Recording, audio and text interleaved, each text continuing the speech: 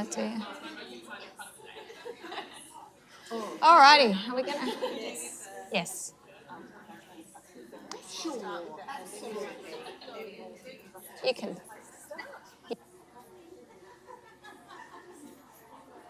Hello, everyone. Welcome to our welcome and orientation session. Some of you are embarking on the Masters of Speech Pathology program, and some of you are embarking on the Bachelor of Speech Pathology program. So welcome to you all. My name is Catherine Lynette Young, and I'm the Bachelor of Speech Pathology course coordinator. But we have our lovely staff here to introduce themselves to you in just a moment. But before we do that, as is the custom here at Flinders, well, they're not going to drive. Not going to go. Yeah, you can drive. That would be great. You can drive. I'll drive if it works. You drive. There we are. We're going to acknowledge the country that we are on today, and pay our respects and acknowledge the traditional owners of the country that we are meeting on today as those belonging to the Kaurna people. We are very fortunate to be here, and I would like to pay my respects also to any Aboriginal students who are with us today, as well as Aboriginal colleagues within the college. I noted today, just when I was, we've got some very nice sweet treats lined up for you later today, and I was meeting Lauren in the car park so that we could bring them down today, and as I was standing there, I saw at least 2 monarch butterflies fluttering around me as I was looking across this beautiful country that we are so fortunate to live on. And I thought that's a lovely start to the day.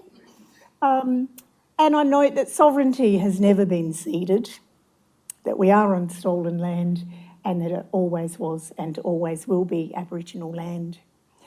So now it's over to our rest of our lovely staff team to introduce themselves so that you can put some faces to names that you will come across. Thank you. Oh, first, how exciting. So my name's Rebecca Francis. I am a topic coordinator usually in second semester. So normally you'd meet me in second semester. However, I have what's called a balanced academic role, and I'm right at the end of completing my PhD. So second semester this year, I will be taking an outside study program which enables me to finish that PhD. So I'm not going to meet you until next year. So you're going to have another teacher taking over my topic, Waltrid, who isn't here today. She also teaches into midwifery, and that's going to be for your second part of the anatomy and physiology topic. But you'll meet me in your first semester of second year, where I will get to see you all and teach a topic called motor speech disorders. So I'm a speech pathologist. I work clinically, and as I mentioned, work teaching and also doing research. My research program is in motor neuron disease, and I'm looking at swallowing problems and the links with cognitive decline. So can't wait to meet you all and get to hear about your stories. So I'll see you around, but in a more formal basis, I'll see you next year. Thanks. Thanks, Beck. My name's Jane. I'm a long stayer. I trained at Flinders many years ago and started FUSPA, so hopefully you'll all join that club. There's been a bit of shuffling of deck chairs, and I'm doing some more college level stuff at the moment, but I am supporting Paige with the EBL program that we've got, the first one for the Masters, and the Masters will see me in second semester for voice clinical skills. And you guys, the Bachelor students, will see me next year in second year for voice clinical skills. So I really look forward to working with you. Voice is my passion. So is advanced sort of clinical care and allied health and speech pathology and where we're at in all of that. So I really look forward to working with you. And I just want to say, this is Jane B, just to not confuse with Jane TM, but you'll get to that. And I'm Lillian. No, there's only one of me, Lillian Coles. Good morning, everybody. Lovely to see everybody. It's always so nice to see people face to face. So I've been here for over 10 years, mainly involved in clinical placement education. So and my area is in pediatrics with the little ones with their speech and language. The bachelor students, you won't get to see me this year. My role is with the third year bachelors and their placements, their first and their second placements. For the masters, you'll get to see me very soon because a couple of you have already emailed me and we've had some conversations. I will be coordinating your topic 9122, and I will be coordinating and supporting your first placement, your very exciting first placement. I'll also be a placement educator for one of the groups on their placement. I look forward to meeting you all and all the very best for this year. Hi, good morning, everyone. Sorry, I'll come through, Lil. My name is Sebastian Doltgen. I'm also teaching into the program, teaching into the masters as well as the bachelors. And my passion is swallowing and swallowing research and swallowing rehabilitation, as well as anatomy and physiology, and also a bit of clinical reasoning and sort of the way we teach clinical reasoning and what happens in our heads when we work with a patient and try to make decisions as to what intervention to select or what assessment to select. I'm trying to unpack that a little bit. Who of you is master student, who's bachelors? Can you just put your hands up for master? And bachelor students? Welcome, everyone. It's fantastic to have you on board. So I do teaching and do a bit of research, but also, just like Jane, work in the broader college community a little bit and support kind of quality and innovation in the teaching education space. So you'll often see me running between meetings between different campuses. So I'm sure our paths will cross lots of times. I'll see the master students on Monday and the bachelor student in the second semester of second year. So I look forward to meeting you all then and hearing about your stories, and I'll share a bit about my story. And I'll hand over to the next person.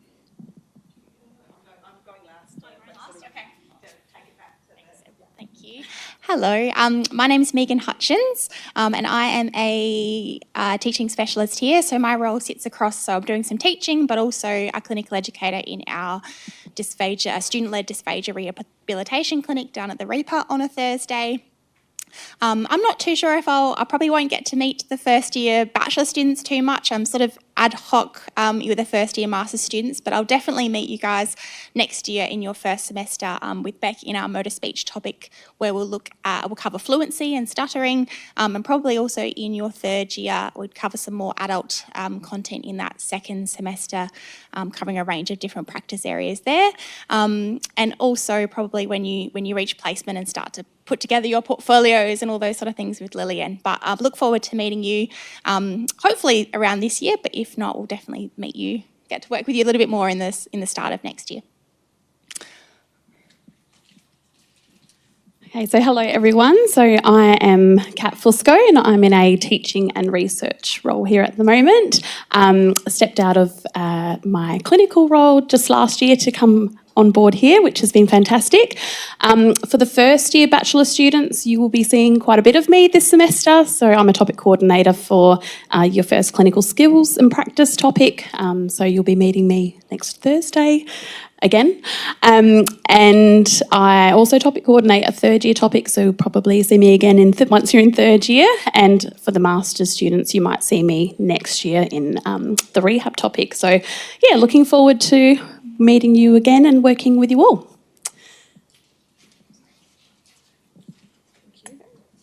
Hi, my name's Paige and I'm a teaching specialist here as well. And so my role will mainly be working with the master's students in one of your introductory topics this semester, and that forms the major topic for your inquiry-based learning, which is a bunch of tutorials that you get to work through, and you'll get a little bit of introductory content as well in that topic.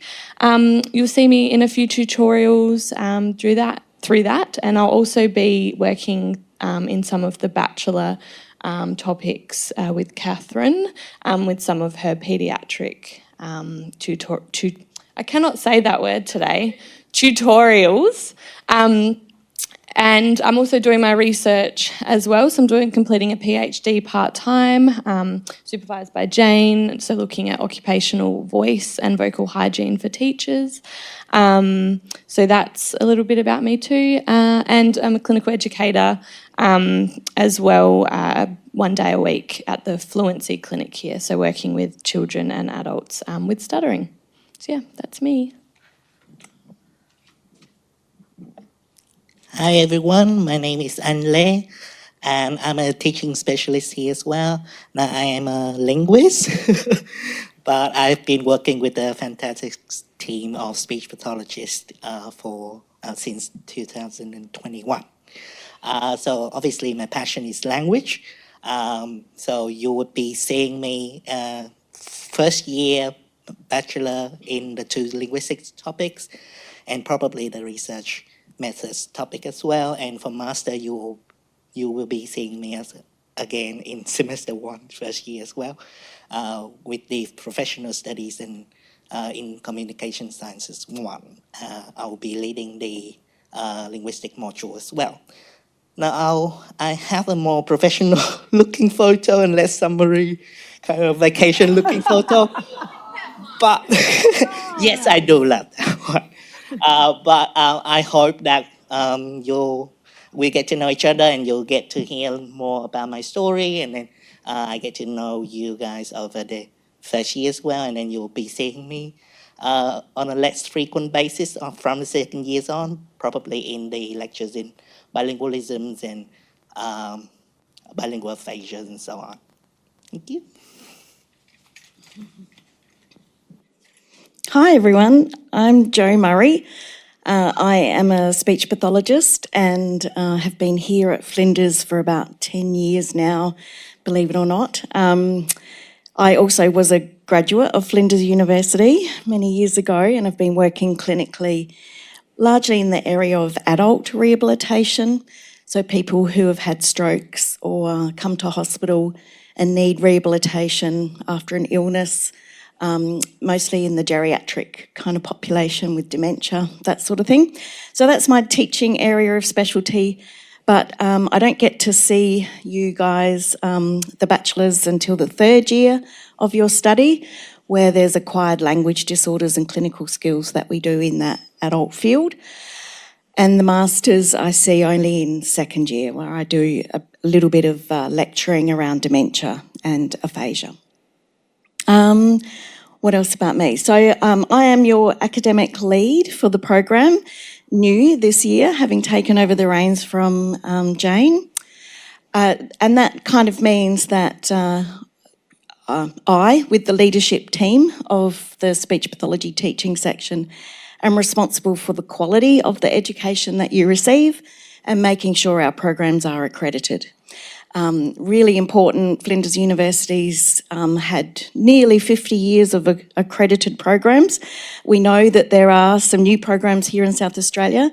We're thrilled that you've chosen Flinders, and we will certainly be making sure that you have a really quality experience throughout your programs. Delighted to meet you all. We'll be coming back for lunch, I think, with you. Please come and say hi. Because I don't get to see you for a little while. So yeah, come and make yourself known. It'd be great to talk with you and why you decided to do speech pathology and why you decided to choose Flinders and all of that. So look forward to talking with you soon. Hand back over to Jane. Hello everyone, I'm Jane Taylor Mattison, so we've got two Janes, so I also use Jane TM if you're trying to figure us out. We send emails between us all the time, so it happens. I have the role of Student Engagement Coordinator, which I'll talk more about later today, but that's where I get to, I'm the lucky one, I get to engage with all the students across all the years, across both the bachelor's and the master's, so that's where everybody gets to see me. My teaching is mainly in the master's program at the moment, so I also get to be the first one that gets to lecture to the master's students next week, so lucky me. I'm around the research methods and the inquiry-based learning here in speech pathology, and if you happen to see me over at Sturt, I don't have a twin, that's me as well. I teach over in the health sciences program as well. I'll pass on to Lauren and Catherine now. Hi everybody. I have seen a few faces online earlier with my master's students. So I'm Lauren Sullivan. I have been here 7 years, I believe, and previous to that was a clinical speech pathologist working here at Flinders Medical Centre, as a lot of us have been poached across the way. So my work was predominantly in paediatrics, working with children with complex communication difficulties and developmental difficulties, autism, intellectual disability, literacy difficulties, a whole range of areas, and also working with the neonates here at Flinders Medical Centre, excuse me, in the neonatal unit with the babies doing some feeding work. I am your course coordinator for the master's program, a la why I have met a few of the master's students online and we've had a few emails back and forward, so welcome to my master's, but also welcome to the bachelor's. You will see a lot of me in the next 2 years. I topic coordinate the psychosocial aspects of speech pathology, which is this semester, so you'll see me, I do all the lecturing in that, and do child development next semester, and then you see me all the way through second year as well. So you'll be bombarded with me in the first couple of years, apologies. I think you will hear a lot from me today, so I'm not going to say any more, and I'll pass over to Catherine. Sure, yes. So, oh gosh, what can I say? What's important for you to know? Yes, so I've been here for nearly 14 years and I still work clinically myself in a small private practice that I have in the south of Adelaide, just doing half a day a week so that I continue to work with families myself. My area of passion is working with young children and families, and working at the university, it's become my passion to support students to fully embrace how to work with families in a very client-centred way, with a focus on the impact of infant mental health, which might be a new concept to you, and attachment theory. So I am involved in teaching you some of that content and how that links into communication development. So the importance of early relationships in communication development. And yes, so I also studied here, but we were down at Sturt. Joe and I were down at Sturt that time back in the 80s. And now I'm there one day a week as a placement educator in a fabulous interprofessional speech pathology and OT placement opportunity that we have down there, working with children and families. So most of us could talk for a very long time, so I'll stop there. And as I mentioned, Bachelor Coordinator. I don't get to work with you a lot in first year for Bachelor students. That's second year because Lauren and I co-teach their speech and language topics for children. But for first year Masters, you'll see quite a bit of me as well because I'm teaching that content for you. welcome. So thank you for the team for coming down to introduce yourselves.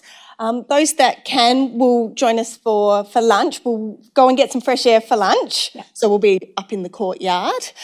Did we settle on a time? It will be a bit earlier because our apologies for the shuffling around of rooms, but we've just found out early this morning that there's another group coming in here for a 12:30 lunch. So we will be leaving here. 12 o'clock lunch they're 12 coming o'clock in. lunch, yeah. So for staff, that will need to be 12 o'clock lunch. Yep. Yes. So up on level 5. The space just up here, and there's Yep. 2 rooms that will then split into Yep. masters and bachelors. Yep. And there's a chance to go outside and, enjoy some fresh air at lunchtime, maybe even see a koala. Yeah, Seriously, they come. Thank you, lovely team. Thanks, team.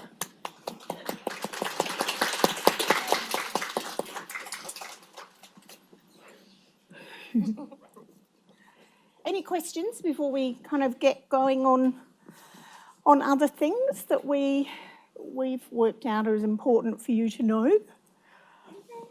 But please do let us know. Oh, yes. Bathrooms, if you need them, are just out that door, and then hook a right, and they're down the corridor there. Just a short walk away. Not far at all. I just wanted to add that everybody who was here, other than Anne and Seb studied overseas and did his speech pathology over there. So Anne and Jane are the only non-speech pathologists in our team, but they bring, all their wealth of research knowledge and whatever. But everybody else actually studied and graduated here because we were the only program that was running, but it was the best program. It was fantastic. And we still are the best because we've grown and changed over the years, and we've learnt what works and what doesn't. And so on the quiet, I think you did a good choice. We're very proud. Absolutely. So just a quick run through about what our different roles are. So as Jo shared, she's our academic lead. Oh, are we going to do this first or a warm-up now? I can't remember. Still a warm-up. Let's do a warm-up before we get into this stuff. I just suddenly went, that's more of us talking at you. So instead, what we'll do is a bit of a get to know you. So I can probably say that everybody here has one of these devices. So if you would like to get out your phone and... This will be the only time you'll be asked to get your phones out. That's right. Yes. So what we'd like you to do is have a chat with the people at your table, do a bit of sharing around what you have as your background or as your lock screen on your phone. So if you really want to change it, do it just very quickly now. So, for example, I have on mine my 2 adult children at the time when my daughter was getting ready for her wedding, which was last year. So that's the background on my phone. Sometimes it's my dog, I don't know what I've got. Oh, okay. That's my husband and I in Vietnam last year, just on holidays. Yeah. So that kind of thing. Have a little bit of a chat about what's the story of what you have on your phone. And then for some brave people, we might do some sharing as a whole group because we do have some prizes.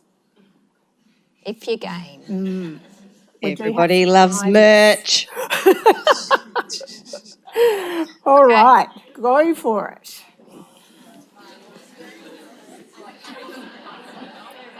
Might move this stuff up to them. I agree.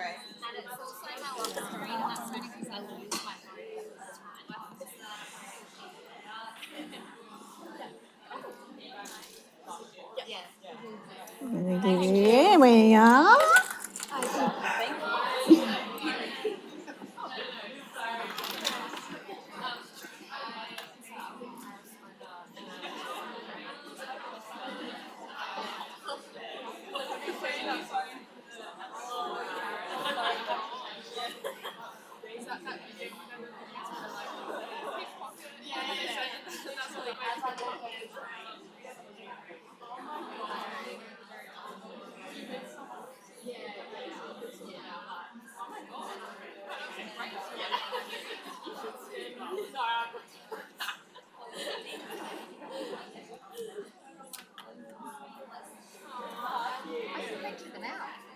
Sorry?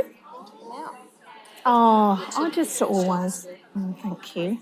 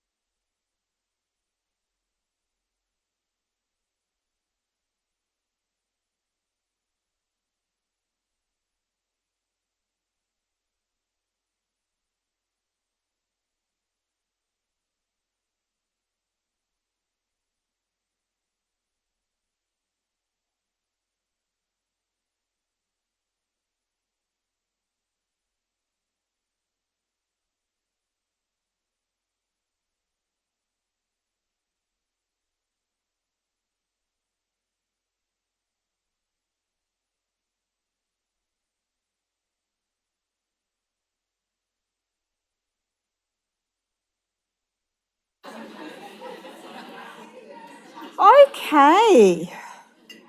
Does any group need any more time? Do you want to pop your hands up if you do? If somebody hasn't shared yet? Everybody's got to share. Lovely. Who's feeling warmed up to share with the whole group something that they have on their phone? You'll realise this is my favourite bit. If you're working with me, I feel like I'm a game show host. This is my alter ego. Yeah. Let me loose with the microphone as well. Yeah. It'll be a double act. Yeah. Yeah. We could all be like, come on down. Yep. Okay. Come on, brave souls. Let's do this. Oh, everybody's quiet. You also realise eventually I pick people. No, I won't do that today. Yeah. I won't do that today. We will get to this later today, but we will talk about, Lauren will be taking us through the difference between a lecture and a workshop and a tutorial and all that kind of thing. However, none of our lectures are just us talking at you. They're all interactive. So we love it when people want to interact. Yep. Yes, go for it! Thank you, everyone. My name is Kiran. I'm doing Master of Pathology here, and actually I'm from Nepal. I'm international student here. I got a picture of my husband and myself, which realized that being an international student far from the family, my husband is here who is giving me support and love that makes me remind like there is someone who is always my back who support me and give me courage to move forward in my life so that I can success forward. So yeah, that's all. Thank you so much for giving me opportunity to share. Thank you. And when you go home today, you tell him the kind words you said about him. Yeah.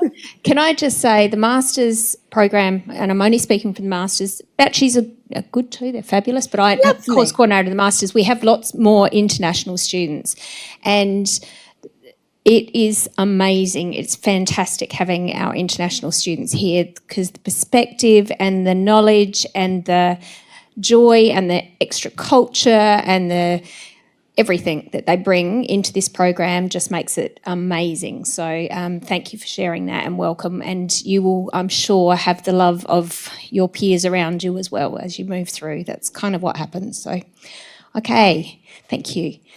Who else? Because one of the things that, you know, you're obviously seeing, clearly we don't have everybody here today, but because there's over 100 if we have both lots of bachelor and master's students here today, so we haven't quite reached that number today, but it's a small group as opposed to many other programs. So it has always been the case that you really get to know your peers and you will get to rely on your peers and you will share information together and share the highs of your journey as well as the lows, and be there to support each other. And you'll literally meet lifelong friends today, you know, people that, and in this program. So I can remember, I don't know if you remember starting my very first day. Yeah. And my friend who we've been through, I went to her wedding, we've had kids together, and we started together in the program. And she always laughs and says to me, I remember you were wearing green overalls on the day, lime green, you know, very trendy. Lime green overalls on that orientation day we met. And it's like she just has to remind me of that on a regular basis. So, yeah. Okay, anyone else? Next. What about a bachelor person? They want to share. Yay! Give it a clap. Excellent. Hi, my name's Sadie. I'm doing the bachelor program, and mine's just a photo of me and my boyfriend. It's not that special, but it's from schoolies early. Oh, It's civil, don't worry. That is special.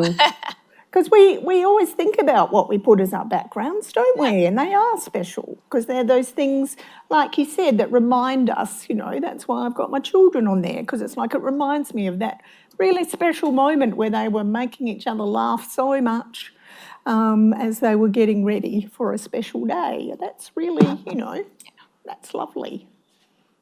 Thank you. Yep. And being brave and having a go, first lot off the bat. Which colour would you like?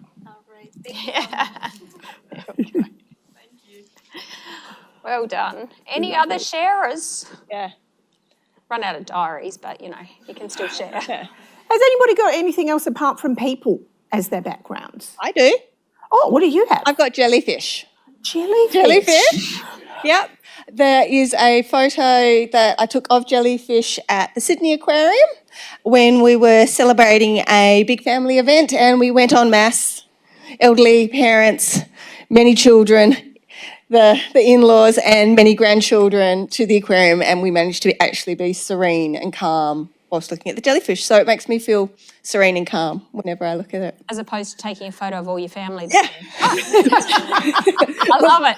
Yeah, when we managed to lose my mother-in-law on Sunday night at Sydney Airport, that does mean we found her.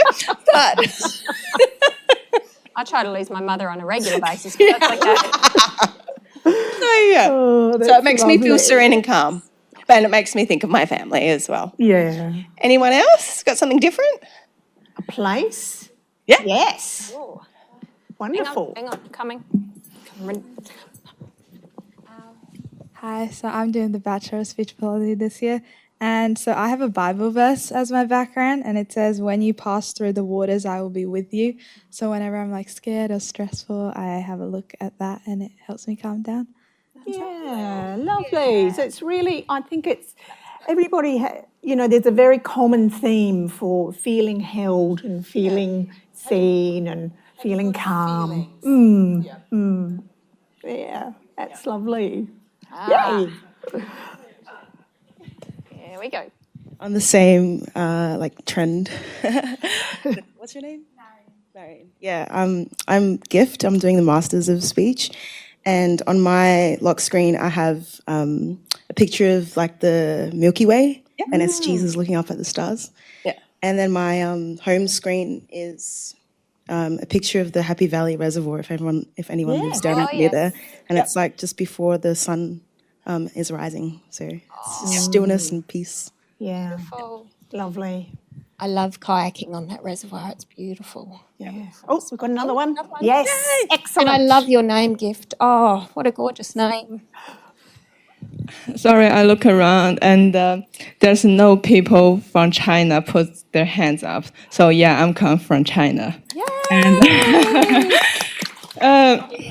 yeah, this here the picture is sorry, I turn the lights up. It's my traveling picture to Saipan. Do you know Saipan? It's an island from America. Oh yeah, so I go traveling to there with one of my friends. And the reason why I put my hands up is because I think I'm a little bit struggling with my English because I never go to Australia, an English country, for study and live so a long time. So I might need some of your help in the future. So I just wanted you to get to know more about me. Yeah, that's fantastic. Excellent tactic. And my previous major in China is business administration. So if you guys interested about business, yes, I'm interested about it. When everybody's ready to set up in private practice there. Sorry, I forgot the things. Yeah, next time. Thank you.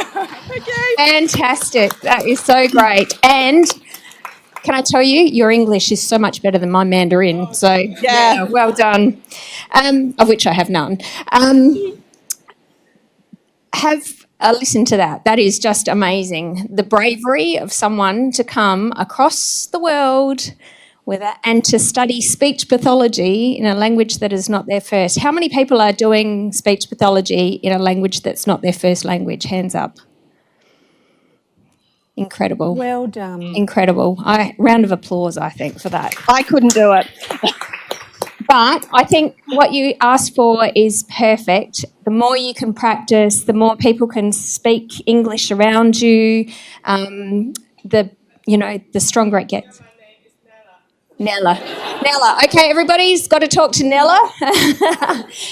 She's got amazing English, but she just wants to improve, as we all want to improve on everything that we do. So fantastic. Wonderful. Anybody else Anybody else? Brilliant. Thank you, everyone, for sharing. Yeah, thank you. And as you saw from our wonderful speech pathology teaching team, we have a great diversity of areas that we all come from in terms of our backgrounds and our passions in terms of teaching you, which is wonderful. And hopefully, as you've done your research, working out that you really wanted to, you've made a decision that speech pathology is for you. And I just wanted to take a moment to congratulate you on that, really, because apart from all of the great stuff that we always want to know, which is you will absolutely have a choice of jobs to walk into when you graduate. There are no unemployed speech pathologists. We have, within 6 months of graduation, everybody who wants a job has one. We have a nationwide shortage of speech pathologists. We are highly sought after in all kinds of areas because of the amazing job that speech pathology is. And I can't tell you, even now, decades later, get a bit of a chill about just how special the profession of speech pathology is. I know that sounds a bit, daft, but, it really is. It is such a beautiful profession to work in. And whatever you work out is your area through the course, whether you're doing your 2 years as master's students or doing your 4 years as batchies, you will find what it is for you. that makes your heart sing. Whether it's working in an area like swallowing, as is Sebastian's passion, or whether it's working with complex paediatrics, as is Lauren's wealth of experience in that area, you will find it and can carry that through for a long time. I still get together, like you were saying, you get together with people from your cohort, still get together from the cohort. We had our 35-year reunion a couple of years ago, and there's still a number of us still working as speech pathologists all these years later. So you grow. Hopefully I'm very different than I was when I graduated at 20, but it's lots, there's so much scope for what you can do. And it is such an amazing career to work in, because you're supporting people to have what is a basic human right, which is the ability to communicate and to eat. Like, how amazing is that we do? So if you weren't enthused enough already about what speech pathology can be, please take that on board. Yeah. I think the interesting thing is often we come in with ideas about what we want to do and who we want to work with. And, when I first came in, I started, I was only going to work with children. That was all I was going to do, was work with children. And then I graduated and I ended up working with adults. So I started in adults and then I moved and then I started doing something else. So this program will equip you to work with anyone from birth to death, right across the lifespan in any area of practice, and you will be able to move and morph and change. And, if you're someone who loves to stay in the same place and do the same thing, you can do that. But if you're someone who's a bit like me, like a goldfish, where I just need to keep moving and doing different things all the time, then you have that capacity to do that as well. So, not quite like a goldfish because they're kind of stuck in a bowl, but that's a bit different. But you know what I mean. You can morph and change into different things. Yeah. So and I've had so many conversations with students over the years that thought they were interested in one area and then they go off into a placement in an area that they weren't quite so interested in, and that just is a light bulb moment for them, and they that becomes where they head in their career and their life's passion. So open yourself up to those opportunities, something that's a bit different, somewhere you feel a little uncomfortable about. Give it a go. Welcome it. Go in deep and enjoy the experience of what you're learning on the placement. You never know where it's going to lead you and what you find in class as well. Good. Lovely. Okay. So we'll go on to just take you through a bit more to understand some of the roles of our leadership team in speech pathology. So as Jo talked about, and please ask questions along the way, that's why we're here. And as Lillian said in her introduction, it's so wonderful to have you here face to face, in person. We obviously all went through COVID times in terms of needing to maintain teaching during that time, where we had to, through necessity, make a lot of things online. And it's not the same. You are learning to do clinical skills, and so learning to be able to interact with people that you don't know and practicing those skills there's nothing like being face to face to practice that. Not that we won't have some things recorded and online and all of those kinds of things, but we cannot emphasise enough that, meeting people and learning how to chat with people is such a skill that speech pathologists need to have. So, academic lead, as Jo mentioned, she oversees the academic quality across all speech pathology courses here at Flinders. She liaises with external stakeholders such as Speech Pathology Australia, who are our accrediting body. So they're the ones who, as we've talked about it, we're coming up to 50 years of having accredited programs here at Flinders. We've been in the game for a long time, and we grow and change as we need to. Jo represents speech pathology in college leadership in our College of Nursing and Health Sciences. So speech pathology is one of 14 disciplines across the College of Nursing and Health Sciences. And we are the largest college of Flinders University with 7,000 students across our college. So even though speech pathology, as I was talking about, is quite a small cohort in comparison to something like nursing, which has a few thousand students in it, we are part of a much larger group within the university. And so Jo also looks at staffing and workload in our speech pathology programs as well. And you will get to know Jo a little bit further along in your journey. There's no other word really for journey. I don't like that word. But that's I feel in the process of you becoming speech pathologist. That's much better. Otherwise, I feel like I'm on like The Voice or Australian Idol or something. My job is being responsible for the overall running of the Bachelor of Speech Pathology course and overseeing academic quality, student progression and staffing. So supporting staff, supporting you as students, supporting students who may, for whatever reason, life happens and you might be a bit out of sync with all of your topics, and we work out a plan to support you to be successful. Because that's why we're here. We want to support you to be successful.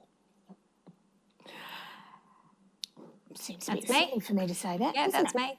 I do the same thing that Catherine just said, but for the master's program. So oversee the topic coordinators and the students in the program. So I'm the kind of person that you can come to if things, the topic coordinator might come and say, this person needs a little bit more support in this area, we need to talk about things. I kind of can jump in at that level and have some conversations around that. So you can always flick me an email, very approachable and happy to help out in any way I can. So, yeah. Absolutely. And that might feel different. We'll talk about this a little bit more, but that might feel quite different from your previous experiences as a student, whether it is in secondary school or whether it's in studying other programs in other countries. We're very much come and chat with us if something pops up for you, okay? It doesn't need to have a feel like there's something terribly wrong. We want to know what you need. That's why we're here. And we also, I think the other thing that you'll find very different in some ways is that we think of you from the moment that you've stepped into the room this morning, you are part of speech pathology. So you are our speech pathologists in training. As you heard, most of us have been clinicians. Well, all of us have been clinicians not that long ago. And so we really see you as, those speech pathologists in training. You're part of our profession. And so we really want you to start to think of yourselves as speech pathologists in training as well, not just students in a course. You're part of something really special that we're all really welcoming you into. So I think that's important to know. It always makes me laugh a bit when past students might email me about something and they'll say, I don't know if you remember me. And it's like, of course I remember you. Like we do remember who you are. And so that's, something that can be a bit unique to our programs as well. Me. So as I said, I've got a teaching role, but then I've also got a role as the student experience, or you hear student engagement as well, coordinator. So I have actual workload. I have time allocated to support students. So I really want to make it clear. And I know students are sometimes reluctant to reach out because they think that it's, taking up my time or they're bothering me. No, I have workload to do this. I have been told by the university to spend time doing this. So I want to hear from you. I'm more than willing to, be the first port of call. If you don't know sort of how to approach something, I am a good place to start. Even if I don't know the answer, we can work together to find it, or I can refer you off to other parts of the uni for support as well. And I work really closely with Lauren and Catherine around supporting students, and when, you know, there might be little hiccups or big hiccups along the way, trying to find a path through and supporting you with what you need as well. So please feel free to reach out. I'm always happy to meet with students, talk with students, but it is best to grab me with a meeting time. Otherwise, you might find me I'm over the other side of uni when you come up to my office, which is not a great use of your time. So I provide sort of pastoral care, help put you in contact with other organisations, and I'll talk about them more, financial support, or talk about the health and counselling services we have here at the uni. Or if something happens and you get a bit out of whack with all your assignments, working with you as a whole to get extensions that make sense across a range of topics and help liaise with the different topic coordinators are just some of the bits and pieces that I do, as well as seeing me pop up on days like today, and I help coordinate the open days, so you'll hear me calling out for students to get involved with that. So those range of things. Beautiful. Yes, absolutely. And we're currently the only college in the university that has people in these roles for each discipline. So, and that's part of our recognition. But particularly, I think, when things get a little bit more complicated with placements and managing placement commitments as well as your academic commitments, that can be one of the points where things kind of can get a little bit more tough. And Jane has that role of being able to help you sort things out. Yeah. So please don't ever feel like there's nobody that you can approach to chat with about whatever's going on for you. So this is our amazing Claire, who hasn't been able to be here this morning. She oversees placement education program, and so she might have 300 students at any one time that she's kind of managing placements for. She's sorting out all the different places with external stakeholders and partnerships that the university has with different organisations for you to go on placement. So Novita is just one of those opportunities. I mentioned that I'm just down the hill at Sturt in Health to Go, which is our designated interprofessional student-led clinic where we have a whole range of disciplines working: speech pathology, occupational therapy, optometry, physio, to name a few. And you can actually go and get services there yourself as a student, and you get a discount, so for optometry services as well as for physio. If you're finding yourself with a bad back after your first week here, then you can pop down there and have an assessment by physio students for only $15, and then it's $10 for subsequent sessions. So we always like to let people know that there's a lot of these services on campus. So yes, Claire is involved in the development of the placement learning plans with topic coordinators and does lots of liaison inside the university as well as externally to kind of manage the juggle of making sure that you all have placements. You will all have 4 placements across the process of becoming a speech pathologist.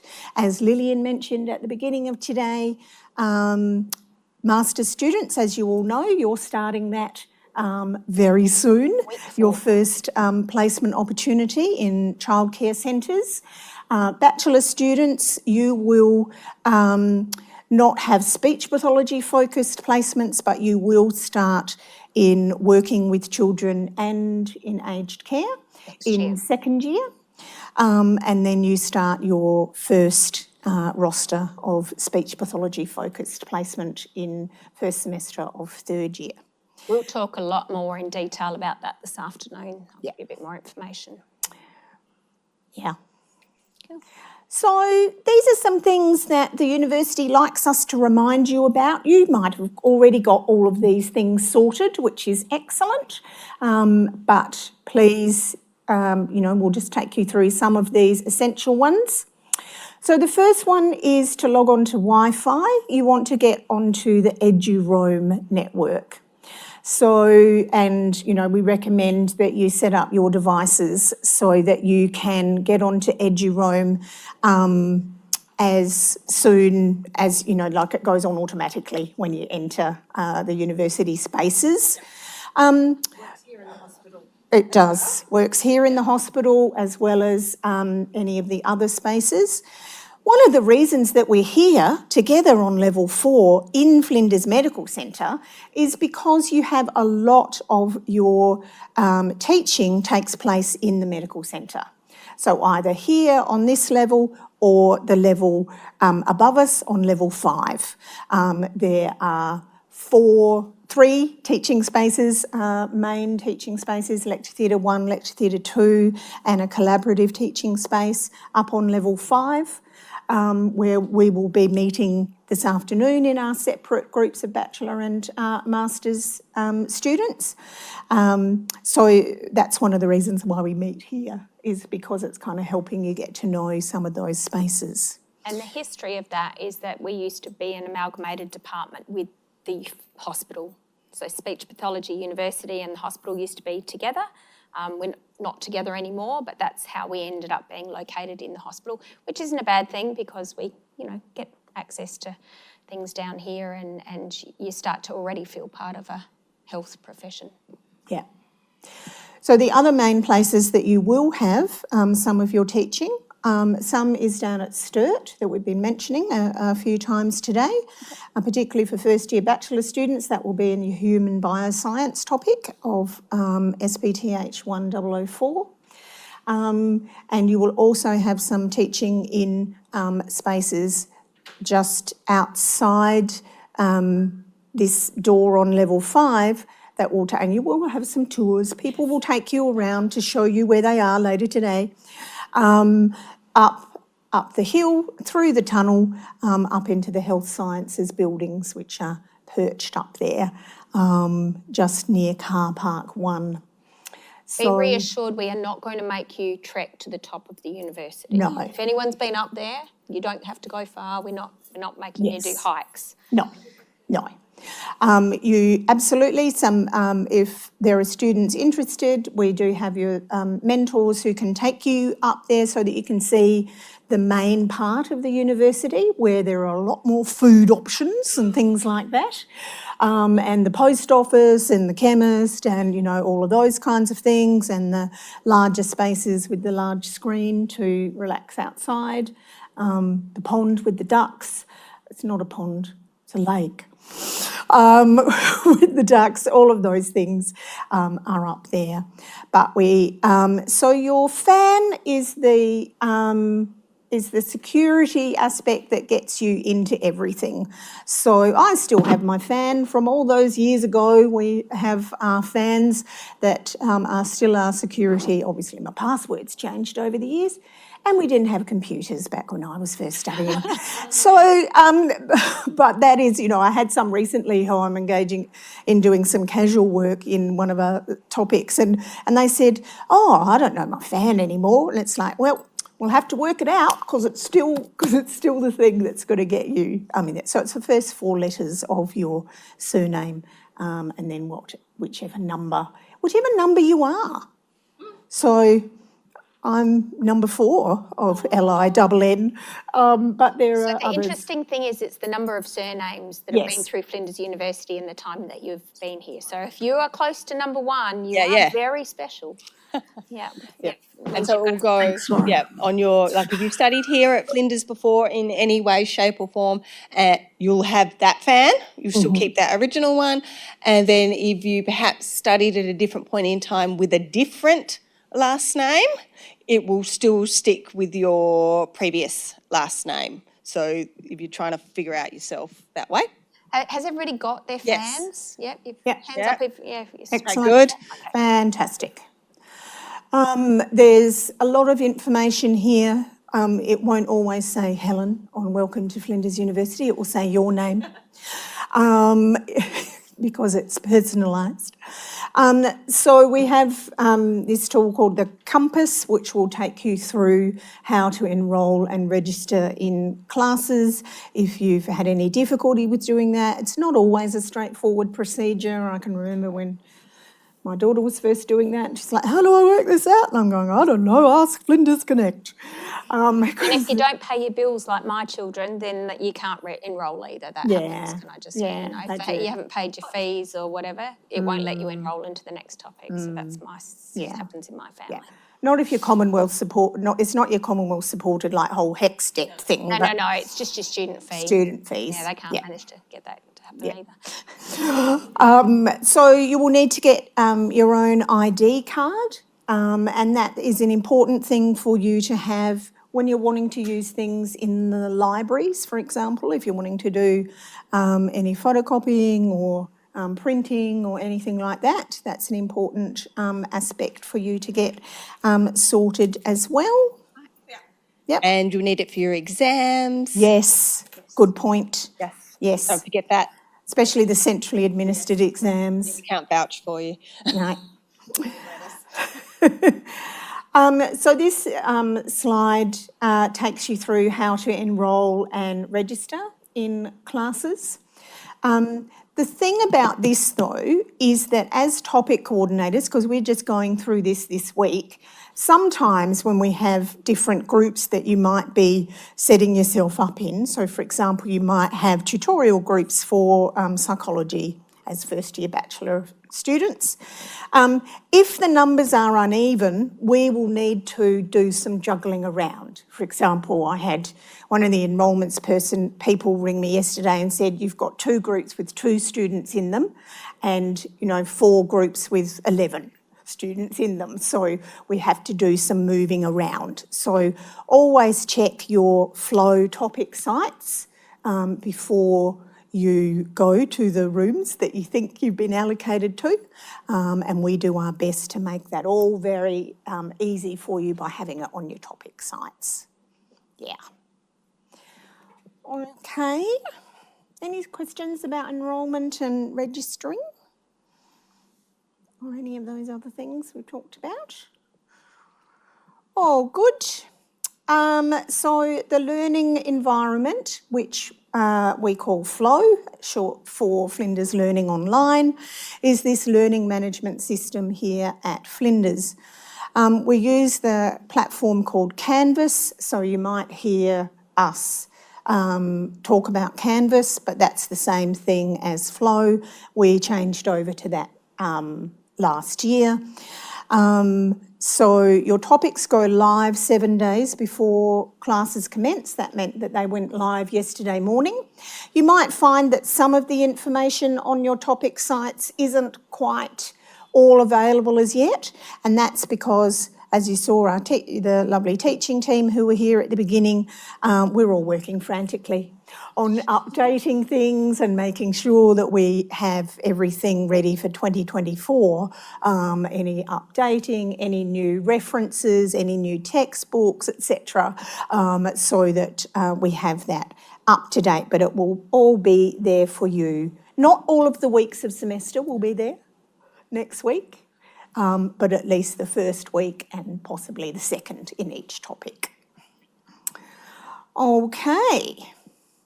Now, the other thing, just a note on textbooks, is that a lot of the textbooks are available online through the library. So if you want a physical copy of books, then absolutely go ahead and purchase them that way. But if you are happy with looking at textbooks online as an e-version, then a number of them are available that will be applicable to all of your topics, are available free through the library. And every site topic has a little reading thing on the left-hand side of your page. So all you need to do is click on reading and it will take you to a site that has all the readings that you will need for that particular topic. So there's really not any necessity to go out and buy books unless you're particularly a book person. that needs. If you go to the next slide, Catherine, I think that's, Yeah. Oh, there we go. There we go. So like quite low down here. It says the readings, and if you go through to that, you get this is me. Textbooks and things, as well as any of the journal articles that you are being asked to look at, or are recommended readings, or suggested, or are essential, what we call essential priority readings as well, so that you can access them all for free. Do not pay for a journal article. No. Get it through the library. No. Yeah. The other thing I just want to jump in and say is that this learning platform is new to us, which is why it is taking us a little bit longer to transfer everything for all the topics across at the same time, because it's brand new for our topics this semester.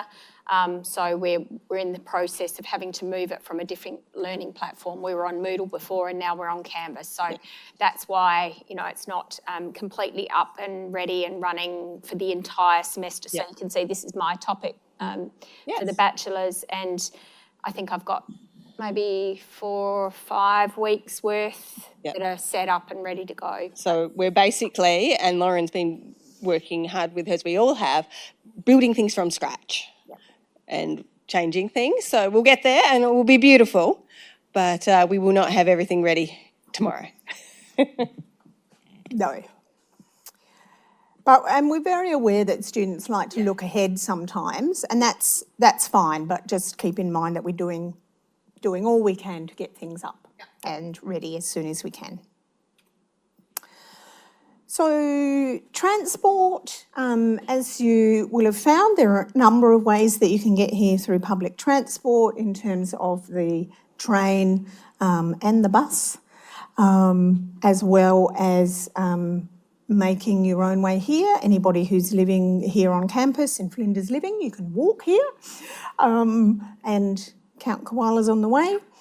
But you can obviously park here as well, but you do need to get a parking permit. This week, I think they're all, there's no parking. E-parking, but yes, get a parking permit. Make sure you put it on. There's a couple of different ways that you can set it up, but do make sure you get it, because they do like to give out fines.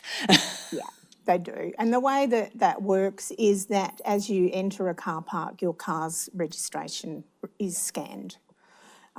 So there are cameras that do that. You won't see them, but they're set up so that they don't miss. That. Any questions about how to get here? You're already here. Car park one's the best. So I don't know how many people parked in car park one today. Yeah. That's the best one to be in if you can. But there is an overflow car park. If you can't get into car park one, there's actually a car park down near the Flinders station. Yep. Did anybody get the one near the train station? It's like me. The old oval they've cleared some space down there near the new research building. So you can park there and actually walk through the hospital. So we might get our mentors to take a tour. Because there's a nice cafe there with nice sandwiches and coffee. Yeah, and so that's if you're arriving after 9 a.m. After quarter to 9, really. Go straight to the overflow car park. Yep, there are insider tips. Yeah, get here early because the car parking does fill up. Yeah. Question. I didn't park at car park one today. I ended up parking at the one that had the staff and then it had the visitors. So I'm assuming that's part of the Yes, multi-story? the pay one. Yeah. That's a pay car park, yeah. Nice and close if you need it, but that can add up. Yeah, it's cheaper. Yeah. But to get to car park one, do you just, instead of turning, do you just keep going up the hill and go left, and it brings you down, and then Yeah. I just didn't want to drive too far. No, and then be late and all of Just be aware too that there are 2 ways that you can park in the Flinders University car parks. You can go through Cello Park, which is kind of casual parking where you might want to, if you're only going to drive once every now and again, you might want to use the Cello parking where you can just pay for that particular day. Or if you're going to be doing it on a regular basis, it's cheaper to go and actually get a permit. So there are two ways. But if you go to that website, it tells you exactly what you need to do for that. And there are a couple of car parks around. I know there's one at Sturt and the one just outside the hub in the main campus that's not student car parking. It's only for casual car parking. So you can't use your student permit to go and park in there. You will actually get a fine. So double check where you're going. Just be where you are, kind of There's wary. lots of signs to Yes. explain it all.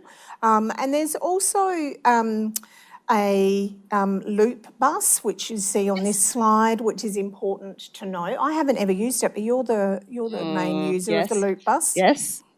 It will get you from here up to Sturt and right up the hill if you have to, which you never have to, but I've ended up on that one. Just be careful getting off the steps is all I'll say. Yes. Yes. Yeah. We don't want any... nobody else needs to take a tumble. Further injuries. But if you, you'll see that those are now of this week have been taken over by Wollonga Charter. Yeah, and I think they're bigger. Yeah, they so are. you can fit more people on one bus. Yeah. So it does a loop around and it stops at the front of the hospital, it stops at different parts in the university. Yeah, it takes you up to the hub, takes you over to Sturt. Yep. Yep. Yeah. Do we want everyone to stand up? Yes. Yeah, we'll take a note from our physio friends. Movement break. 5 minutes, Stand up for a minute. Yeah. Stretch. Sitting. Top up your water bottle. Yeah. Go and have a bathroom break. We'll just have a.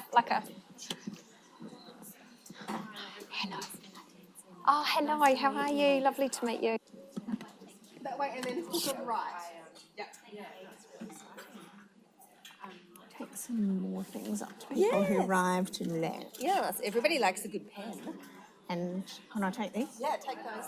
And then there's some more as well, so I'll follow. All good.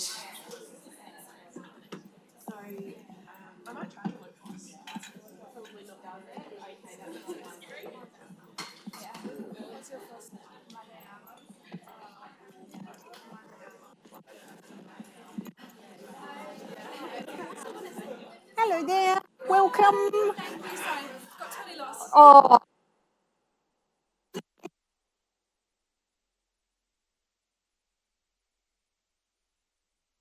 Here.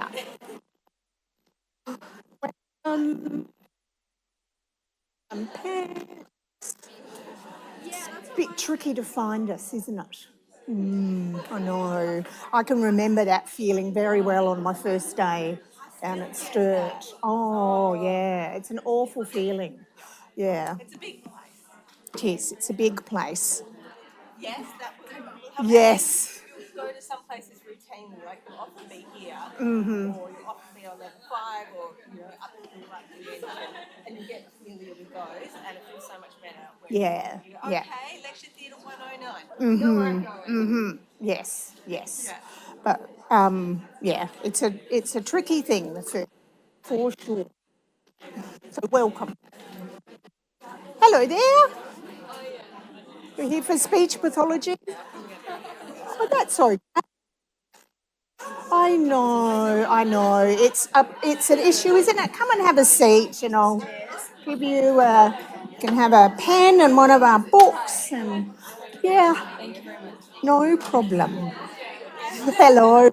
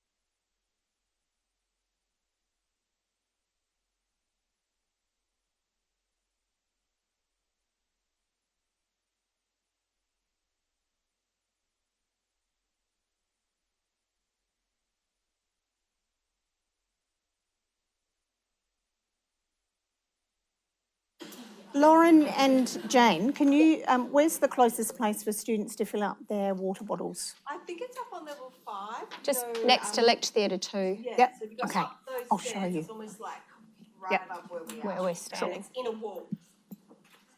Yeah. I'll be back. Okay, all right. Well, I might keep going then, Catherine, if that's all right.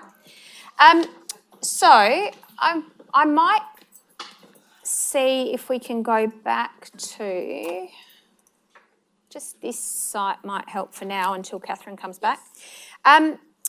So that's what a flow site looks like. There'll be one for each topic in first year for the bachelors, and same for the masters. You've got, for every topic you will have a site like this, and you can see at the top, it's got the name of the topic here and the semester, and then there are a whole range of different things down the side here that you can have a look into. They all should be set up fairly similarly so that you get a bit of consistency. How many people have had a chance to get in and have a look at the flow sites? Yeah, a lot of people? Good, good. But there's some really important information tucked into some of these that you need to be aware of. Things like in the topic overview, you might find topic handbooks that have got lots and lots of information about your particular topic in there. And so it's really worth getting in and having a bit of a look through your topic handbook just to see what's your topic about and what sorts of assessments might be involved. You can actually have a look at your assessments in the assignment box here by clicking on the side, and you can see what they're worth, when they're due. So one of the things that I always recommend is have a look in there and put those due dates in your calendar from the very beginning. Really try and think about getting organised because there's a lot happening. So getting in and having a look at your assignments and figuring out when your due dates are. And I have to tell you, my first degree was psychology and I was the worst student in the entire universe. I spent more time in the tavern. I still go down in record as being the only person in psychology at Flinders University to do all of second year in one term because I had to catch up so much that I'd missed because I was so slack. Don't do that. When I started in speech pathology, I swore to myself that I would be a better human being, and I was. And so what I used to do then was actually put my assignments due a week before they were actually due, just to trick myself. Instead of having 17 assignments to do in one term, I did them in normal sequence, like normal people do. Yep, so that worked much better just from personal experience, just letting you know. Yep, so that's a good thing to think about.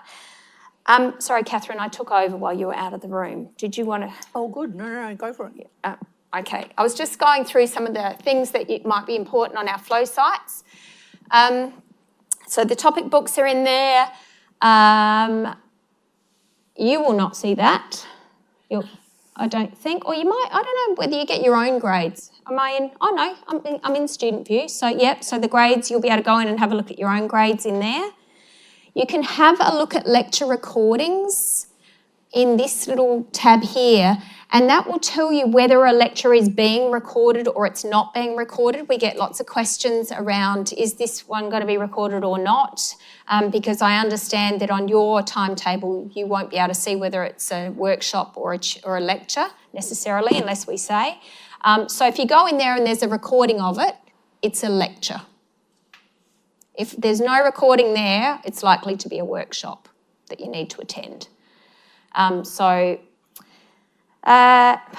This is the bit that I wanted to show you as well. Readings we've already talked about. You can find out the people who are in your class from going in there and having a look at some names. So if you meet someone and you think, oh my God, I can't remember their name again, but I know I'd recognise it if I saw it, you can have a look in there.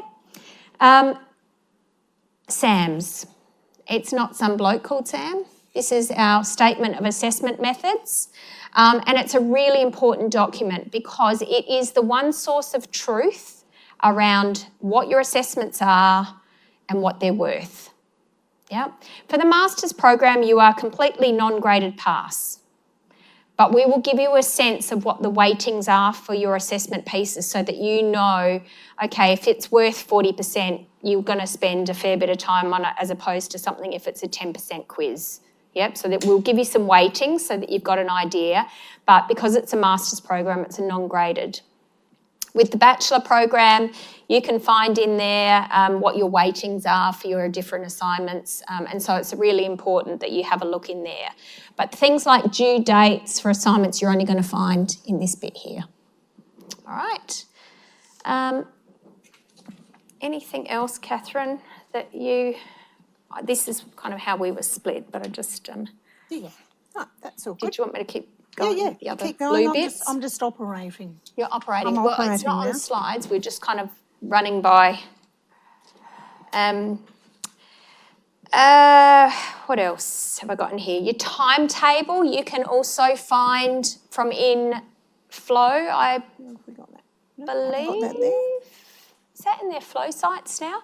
This is still new to us. You can tell this is still new to us. So has anyone found your timetable in here? Only in the student system now. And Encompass. Okay, so our old sites used to have access to the timetable, but not anymore, clearly. The other things I wanted to talk to you about is what's the difference between a lecture and a tutorial and a workshop? So that's quite important for all of you to know and understand. Your lectures are, as Catherine said before, we don't tend to be very, what you call... old-fashioned. Old-fashioned. We don't stand up the front and just, you sit there and just write stuff. We tend to be a bit more interactive. So we'll ask questions in a lecture as we go, but it is a bit more about giving you information and sharing information with you. So even our lectures are interactive, but they're more about let's learn the theory on this, let's get some information and some knowledge around these things. And so there is always an option for those, they're always recorded. And live streamed, so you can watch them online as they're happening, or you can watch them later. If you can come in, one of the biggest, and we learnt this through our own, the research shows it, and also our anecdotally through COVID when we couldn't be in here. We've just had a group of fourth years who we call our COVID group because they started the program, the bachelors started their program in their first year and it was 2020. They've just graduated and at their graduation they were meeting people they'd never met before in their life. In 4 years of a program, they had not actually met and known each other. And this is a relatively small course, as Catherine said before, and one of the powers of this course is the fact that you have this fantastic group of people that you will know and get to know and be friends with for the rest of your life, that you are going through doing the same topics. So it's not like when you do Bachelor of Arts and everyone's going off in their different directions doing different things, or a science degree or whatever.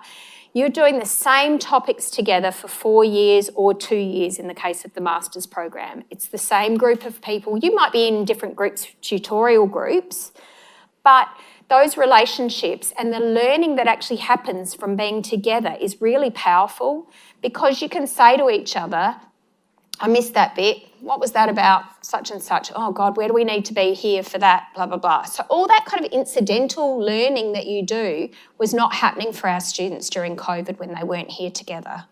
And we really noticed it. It was very obvious in their learning, wasn't it, Catherine? Mm-hmm. They got there, but we actually had to put in extra time, extra effort, extra workshops, extra things to kind of get them to a point where they could get what they needed to be through. So this course was designed in a time where we expected to be face-to-face and learning face-to-face. Some courses are designed to be online and that's their purpose, but ours is not.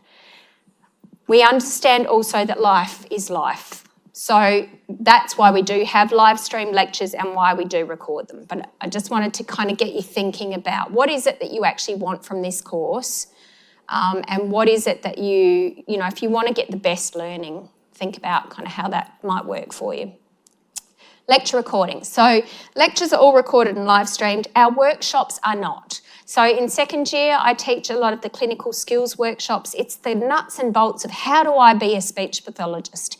How do I sit with a family and talk to them and gain information from them about their child or their family member who's unwell.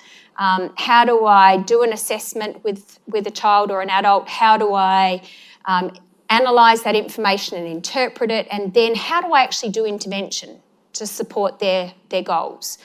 So all of those things happen within clinical skills workshops across the bachelor course and in the master's course, and often we co-teach some of that stuff. And the only way you can learn that is to be here and have a go and have a practice with me as I work you through it, and you're working tables together doing things.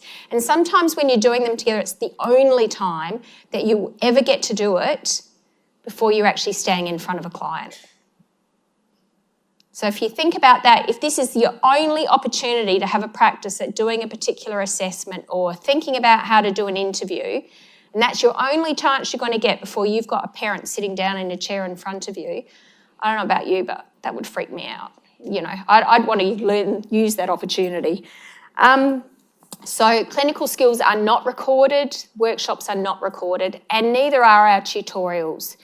Our tutorials are in the bachelor program, we call them case-based tutorials. In the they're both called EBL. Oh, they're both EBL now? Okay, yeah. So they're quite inquiry-based learning. We have cases that have been built on real-life people, and you will work through those cases together, and they are the power of these courses, where you actually have the knowledge that we've taught you in your lectures and that content. You've got your clinical skills of how am I actually going to do this, and then I'm going to apply this to all of these cases that I'm going to work with in a team, and we're going to work together to figure out how we're going to, you know, what's the most appropriate assessment for this person, what's the most appropriate intervention, how are we going to consider what's happening in their background history and all those sorts of things.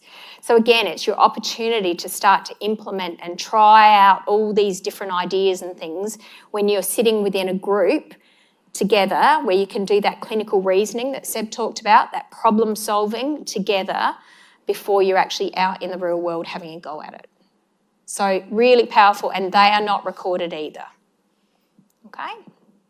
Does everyone understand all that? And then if I can just add about seminars yes, as well, because a lot of what I teach with the research stuff, we do it through seminars, and it's sort of around a bit more in the master's program, but I do know that like Anne does some stuff with it as well in the bachelor's, so it does pop up there. So seminars, most of those are recorded, but the expectation is that it is an interactive session. It's not a lecture where you've got somebody standing up the front the whole time, and it's not a workshop where you're all embedded into your groups the whole time. It's sort of a hybrid, a bit of both. The expectation with a seminar is around student participation, student discussion, exploring things together, working in small groups and sharing ideas back. You'll often find with seminars there may be a pre-reading or an activity to do or a quiz to answer before you come into whichever session it is with that as well. So the expectation when you see that there's a seminar or somebody says that it's a seminar today is that interaction. It's not just me standing up the front, putting a question out there and then answering it myself. It's getting everybody involved in hearing opinions and thoughts as well. Beautiful. Just checking time. The other thing we wanted to talk a little bit about is the Masters, Bachelors kind of split and togetherness. So you will find that you are learning things obviously at very different paces. So our master's students have obviously been out at, doing other university courses. They've studied at university before and have an undergraduate degree. So the expectation for them is obviously that you know how to study, you know how to write, you know how to do all those things that you do as a university student. And so it's very much hit the road, hit the ground running. And as I said before, you're out on placement in week 4, pretty much. So we will be getting you, we don't expect you to know everything clearly about being a speech pathologist. That is not what we expect. So you're well supported and we understand that, but it's just kind of that study skills stuff and the knowledge about doing some independent learning around that. So there's a fair bit of independent learning in the masters about thinking about where are the gaps in my knowledge, and they become obvious as you work through cases and things, and how do I fill them? And we'll fill in bits, but you need to everyone's going to have their individual things, knowing that you bring your experiences. Bachelor people also bringing lots of experience to the table, but different sorts of experience. A lot of our bachelor students have never studied at university before in any capacity, and so you are a little bit more supported. We take things a little bit slower. You get a whole year of foundation topics, and in your clinical skills there is a component of that topic, 1104, that teaches you how to be a university student, really. There's stuff around study skills, there's stuff around how to do citing and referencing within the APA model that we use here. There's, how to access the library. There's a few things that are actually just to give you a foundation to get up and running. So they obviously look very different. For clinical skills, a clinical skill is a clinical skill, okay? So if I'm teaching someone how to do an assessment in a particular way, then that's what I'm teaching. So that's what you will come together to do, are the clinical skills types workshops where you're actually working on learning how to become a speech pathologist, because it doesn't matter whether you're a first year or a master's student, you're going to learn it. But it's why we have our second year bachelor students doing it with our first year master's students. And then what happens is our third year bachelor students work with our second year master's students. So that's kind of how it works out, and that you will come along and you'll suddenly realise, oh, this group looks a lot bigger because you're all in it together. Okay, so we'll explain that as we move through. Then with placements as well, bachelor's and master's students come together. Yes. There, so you'll be like, I haven't seen you in class. That's because they're the master's students or the bachelor's as well. So that's another chance to mix. So, for example, at Health to Go at the moment, I had students start 4 weeks ago, and I have 2 master's students second year master's students who are doing their third roster placement at Health to Go, and 5 bachelor students who are doing their placement. So all together on the one day. So everybody gets to support and learn from each other with the senior students and the junior students. The other thing I just wanted to add for topic 1104, the clinical skills topic for bachelor students, Kat will be back after lunch, who's your topic coordinator for that particular topic. An integral part of that topic is because bachelor students it may be your very first time studying at university, you have mentors from third year who will be meeting, and it's part of your assessment for that topic that you meet regularly in small groups with those fabulous third year mentors who've been through it all, who know what it's like, who can support you in developing in where to go for different supports, but also so that you're chatting with each other around, how are you going with sorting out your timetable and sorting out your assessments and all of those types of really common issues that pop up. Yep. For everybody, so that you don't feel alone. Yeah.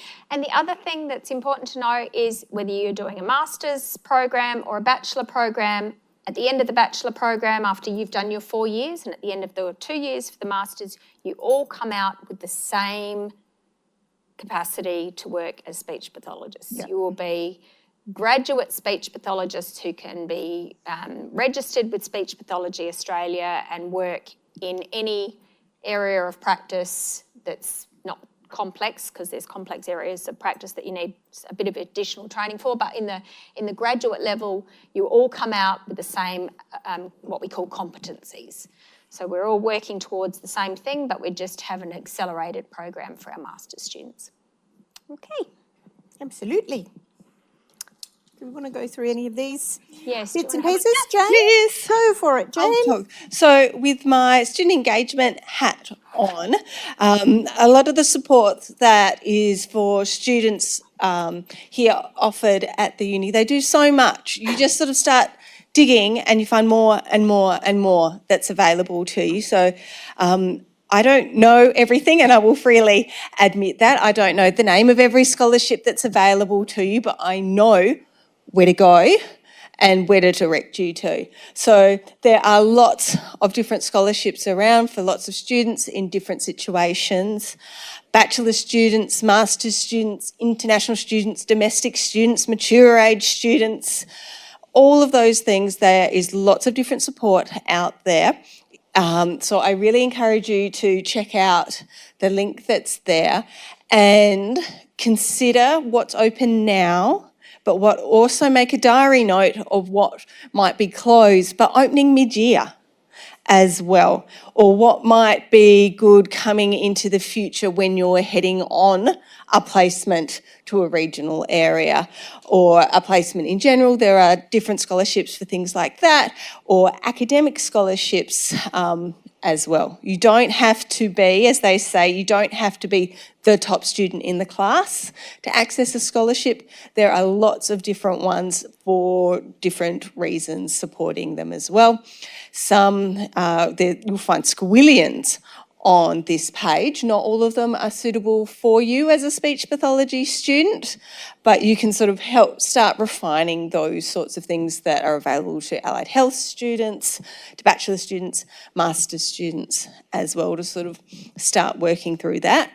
And I do put out sort of reminders through the year to just sort of help keep it in your brain as well. But do look into it, because I know for sure that different scholarships come out at different points in the year.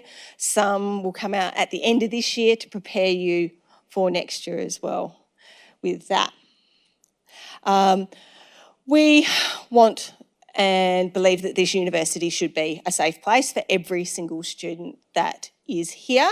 If you do see anything that you think is unacceptable or inappropriate, you can make a confidential report with that. That doesn't have to come through a staff member here, whether you're finding the behaviour is inappropriate of a staff member or a student, that this is a confidential email, confidential phone conversation that you can have. They can talk you through the options, information, be sort of like a sounding board of sort of what's going on as well. But Flinders University should be a safe place for everybody, and we mean that, and we wholeheartedly believe that, and you would have our support with whatever you are facing as well. We have health counselling and disability support services here at the uni, available to all students. There's an on-site medical clinic here. You can make an appointment for free appointments with a counsellor. Free. It's not going to cost anybody any money. You can access a set number of appointments throughout the year should you need it for any mental health issue that you are facing, whether it's study related, personal and ongoing thing as well. You can talk to a disability advisor about studying with any condition that you have, whether it's physical or a mental health condition, that they can help support you with that, and they can help set you up with self-help resources as well. They can also help set you up with something we call an access plan. If you haven't heard of that before, it's officially called a disability access plan, but often gets just shortened to an access plan, available to any student that meets criteria with physical limitations or mental health conditions as well, to help support you so that you can engage in your studies. And it helps support with things like extension, so you don't have to go to the doctor every time you have a migraine or your depression is sort of at a lower point, to get a medical certificate so you can get a 3-day extension, because that adds up in your time, your effort and money. We really acknowledge that. So that's something that is available to students as well.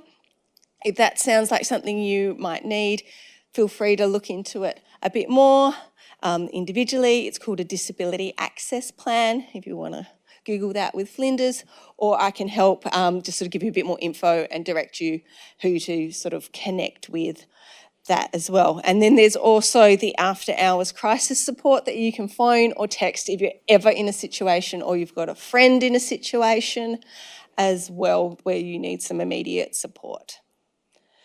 We have Oasis here at the uni, which do a beautiful job. They do so much support for students across so many areas.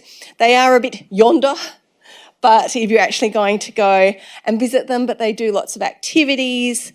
They offer chaplaincy. They do mental health support, forest walks. How nice would that be on the, a beautiful 22-degree day, not 32. But, walking through the uni and sort of doing mindfulness and meditation. They also have a market that runs during the semester for students where they can get free fruit and veg and really cheap staples as well. And that's previously been on a Thursday, but I'm not sure what day they're doing it this year, but that is for all students. It's set up to support all students and help all students, and we understand the cost of living and how much stuff bloody costs at the shops these days. You don't get out of the supermarket without spending $50 really. There's free fruit and veg and bread, and then you can get really cheap canned goods and things that you can put away for when you may need it. They also do, as part of their student wellbeing, with the health and counselling as well. You might have seen the Good Vibes book that I put out. That's something really specific and special to Flinders. So it's a book that's got a whole range of different activities about good vibes and positive thinking and meditation and different activities. It's just a bit different way to approach things as well. Jane, can I just jump in? Yes, please do. Just want to say for our international students. Yes. I've had many, many international students who have loved going to Oasis and ended up volunteering in Oasis. But the conversational groups that they do up there are really good. So if you feel like you're not getting enough English practice and you want some more, they are really good, Nella. So, and anyone else who's interested. But not that I'm saying that you need it because your English is amazing. Yeah, but if you're wanting it. If you're looking for it, they are really good. Mm. And if you're looking for volunteer opportunities and to meet students across the uni, not just in here, that's great as well. And then for international students, always remember there's international student services there. They are here to support you like we are here to support you, and, are your first spot to connect with different bits and pieces, especially around studies and visas and different bits and pieces. But they also do fun stuff as well. And I would most definitely be making use of the fun things that you can do whilst you're here at uni. And I'll just point out, this is Cassie Ankers and this is Jose, and they're our two representatives for our college. So each college has got their own international student representatives. So Cassie and Jose I work with quite closely in my role. I do some international student support stuff as well, but they are the faces if you're looking. Yeah, which is nice to know. And as I just want to put in a little anecdote about that. Recently I was meeting with a bachelor's student about some things that were going on for her, and she's an international student. And I said, so have you got in touch with ISS? And she said, I don't want to bother them. And that's something that we commonly do as human beings, isn't it? It's like, I don't want to bother somebody. And I said, and obviously I'm not going to mention the student's name, but I said, that's their job. They love supporting you. They love being able to be there for you. And it was something around her visa that she needed some support with. So please know that absolutely applies for this anecdote with international student services, but for any of the services that we've been mentioning this morning. That's why they're here, and that's why we're here. It's a massive part of our job to support you as much as we can in your studies in whatever area that it is. So go for it. Go for it, yes. So there's lots of other different services here at uni should you wish to access them. They've got the student success, which is sort of a different component. There's prayer rooms. There are also prayer rooms here at Flinders. They are about that way. Just They're on down the level 4. corridor. Am I pointing in the right direction? Yeah, they're right near the cafe for those that would like to access those. We've got a Pride network here at the university, and I was just talking about the Good Vibes experiment just before. So there's lots of different things available to you. Make the most of orientation. We'll be doing a tour later. One other group I wanted to mention that we didn't have a slide for is FUSA, which is Flinders University Student Association. They are there for you, to support you. They do mountains of different things. You can also, a couple of key things, there's lots of student associations, and seriously, I think their motto is if there's not one and you want to start one, you can start one. And they'll support you with that, whether you're sporty, whether you're into the arts, whether you're into conversational stuff. There's lots of different sporting groups and different activities that you can do through them, different ways to connect with people, burn off a bit of steam from the study side of things. They also do financial support for students, grants, as well as handing out vouchers for students in difficult financial situations as well. Or if you're going for scholarships and you don't quite meet the Centrelink requirements, they can support you after a conversation with a letter that supports that you are in need of a financial incentive, of financial support. They can help you with that as well. They do lots of stuff, so it's worth checking out what clubs you might be interested in or different activities. And then FUSPA, ladies who I believe would have been part of FUSPA can add their 2 cents. Do you want me to? Go for it. Okay. So FUSPA is the Flinders University Speech Pathology and Audiology Association, and so Paige, who you met earlier, she used to be the president of FUSPA, and I think she's still got some oversight. But that is a fantastic kind of program where students can get together from all the different audiology and the speech pathology programs, get together and do some fundraising. They organised, in the past, they've organised a ball, they've organised pub crawls, all those sorts of things.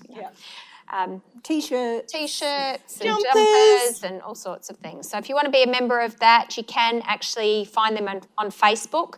You just need to type out Flinders University Speech Pathology and Audiology and it comes up. Don't put FUSPA in there because that doesn't pop up. I practiced yesterday. And yes, it's on Facebook. It's not on TikTok yet or anything like that. But you could start that this year. There you go. So if you're interested in either being a member or you're interested in being part of the committee that runs it, you can, I would say, contact Paige at this point in time. She's the person. But Flinders this year particularly is very intent on getting our clubs up and running again after there's been this big COVID hangover where we kind of lost contact and really lost that feeling of community that the universities used to bring. And certainly when I was at uni, as I could tell from my first degree, I spent way too much time not focusing on uni and focusing on other things and clubs and whatever. But we want to get a balance. So they're going to try, this is really a big focus across the university to get the clubs back up and happening and get a bit of balance and fun back in our lives again and not make it all just about work and study and not actually enjoying the university experience, because I know that that's been something that's been missing for quite some time. So we want you to come back and enjoy uni and you know, be able to look back and go, uni years were the best years of my life. So yeah. And the other one to mention with that is FIRS, the Flinders University Rural Health Society. And they support students. You get to meet other students who are studying in allied health or medicine, who are interested about promoting working in rural areas in South Australia. All of you will have an opportunity to do at least one placement in a rural area. It might be Whyalla, it might be Port Pirie, it might be all kinds of places. Mount Gambier, around the place. It now is actually something that we're asking all students to at least do one placement, unless you have a special exemption, which can happen, you know, for some people in terms of family commitments, etc. There are supports available financially to support you being on placement rurally. To be honest, that was one of my best student experiences, was doing my final placement. Actually, it was rural Victoria. It was just the best. I had so much fun. You should hear the lunchtime stories. Being there on placement with a close friend, and all of the adventures we got up to, and getting to know all of the other students who were based at that hospital. So that's something that we encourage. And so if you're wanting to really start that process and get involved, then the Rural Health Association is really one to look out for. And you don't have to be from a, country town to be part of that. No, if you're no, interested no. in health in the rural remote areas, you can just join that, which is really useful. And I second that I had the best experience ever up in the Riverland when I did my placement. And I was Jo married. absolutely I left loved my hers. husband behind and said, "See you later. I'm off to have fun." Yeah, It's great. Yeah, like it was just such, and we have some really unique experiences for students. Some of the Northern Territory, and so it's really worth starting to think about how you could manage that in your life. Yeah. Yep, and I think we're getting really close to lunchtime, but I just sort of wanted to sort of finish up. Hopefully you've sort of met most of the team today and sort of got the feeling that we're really approachable and friendly and welcoming. I really hope that's the impression that we've given today with everybody that sort of came out and said hello. We are approachable and friendly, and we want to talk to you. But I would recommend, if you're trying to make a time with somebody to have a conversation about assignments or other issues that you need to talk through, organising it through an email and making a mutually agreeable time will be much more successful than trying to find us on level 7 or seeing if we're in our office, on the off chance. Because out of the three of us, we all work part-time. We work in different parts of the university when we are here, and quite often in tutorials and things like that. So staff aren't always in their office. So we don't want you wandering the halls trying to find us for half an hour and then realise, it's a day off. Set up start contact with email, and then we can make a time for whoever you need to chat with to have that time at something that's mutually agreeable to you. Just sort of to streamline life. You're going to be busy. We'll do it that way. And we're also used to, if students are feeling a bit nervous about coming to chat with one of us, because it, brings up memories of past not so positive educational experiences, which I know can happen to all of us. I certainly have some. Then bring along a mate. That's okay. Like that's all good, so long as you're happy to talk about what you want to talk about in front of them. Then bring along someone else. That's and sometimes it's good to do that if you've got some big stuff to cover and you've got lots going on and you're trying to remember dates. Having somebody there that will be like, okay, so the new due dates are, or the way we're going to progress this is, and that when you come out and you're feeling a bit, we've just done that, I've just done that conversation, they'll be able to, help you with that. So we're very open to you bringing another friend or somebody to support you with that at anything. It doesn't have to be serious stuff or just any point with that. Yeah. So questions before we give you a break. Yes. Yeah. I just have 2 questions. The first one is there an app like Safe Zone or something you can sign up for if you're staying late in the uni just for safety? Yeah, I'm not sure if they've got an app, but you can, and this is for everybody and anybody, you can always, when you're staying late, you can call security. I think we've got the number, I'm not sure if it's up, but back on the safety one. It might be on the safety one. Yeah. I'm not sure if that's that number, but the Flinders security number for the university. You can call them at any point, and they'll escort you back to your car or to the train station or whatnot where you need to go. I think we've all got the number in our phones. So yeah, any point, or if you're feeling something is a bit dodgy and you're at your car, you can call them and they'll come. If you hurt yourself on campus, which I have done when they mention the bus, they will come and they will get you and take you to your car or where somebody's meeting you, or to get you from the car park to somewhere that's safe that you can get help. And they've got first aid training as well. I will find it and bring it, and we'll in the second half of the afternoon. The bachelor one, I'll give it to Catherine, and then I'll give it to with you. our phones, but rather than we'll have it. It's just, you said for master's students, Yep. you only get pass or fail. Yes, it's a non-graded pass. Yep. So is there a way like GPA is calculated or There's no GPA. No. Like you'll get a feel from the feedback and the rubrics that can get completed where you're at along there, but your grade is literally NGP. Yeah. Yeah. It's a bit of a thing to get your head around when you're going from... It's just because it's vocational and it's about becoming a speech pathologist. The way that the course was designed was that it's just, and as Jane said, your rubrics will show you, where you're sitting for your assignments, and our rubrics are very clear about what the expectations are. So for every assignment that you have, you will have instructions and you'll have a rubric. And then you can read the rubric and figure out, what you need to do for your assignment and the different elements. Yeah. And then when it's marked, you get the rubric back and those areas are highlighted, showing where your assessment falls, and you can see where you move to. We keep track of that sort of stuff because there are awards and prizes at the end of the master's program. So we do keep track of that sort of thing, but it's not actually a grade provided. But for bachelors, it's the normal. Any other questions?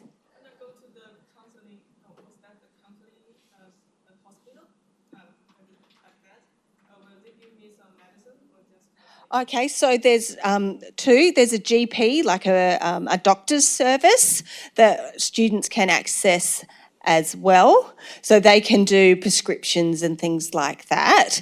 So whether, you've got an infection in your fingernail or your after birth control or you've sprained your ankle, those sorts of things, they can be a doctor. For anybody, staff use it as well. And then we also have a counselling service, which is somebody that you can talk to about your experiences or what you're going through and try and help you through that. They're professional trained counsellors, social workers, psychologists. They don't prescribe any medications for all people. in the same all place. in the same building. So you just tell them if you want a doctor or you want counselling when you ring up. Yeah, you can make an appointment. And if you're ever in like real immediate distress and it's within their working hours, you can walk up there and let them know and they will see you there and then. Yeah. And like if you're feeling like that at any point in time, can I tell you, I can't count the number of times I've walked with a student up to health and counselling. If they're not feeling well or they're, something's happened. Something's happened and they're feeling a bit distressed. We've had all sorts of things happen to students over the years or family members of students, and it's, can be quite distressing. So with all of us, I think at some stage, walked students up to... We just take a nice slow walk and, get you where you need to be. Yeah. And they provide thousands of appointments per year, like over 5,000 appointments per year. So it's unbelievable how much they support students. Yeah. And so they specialise in seeing students. So there is nothing that they would not have seen before or as well. That's the good thing. And it's completely confidential, whether you're seeing a doctor or a nurse up there.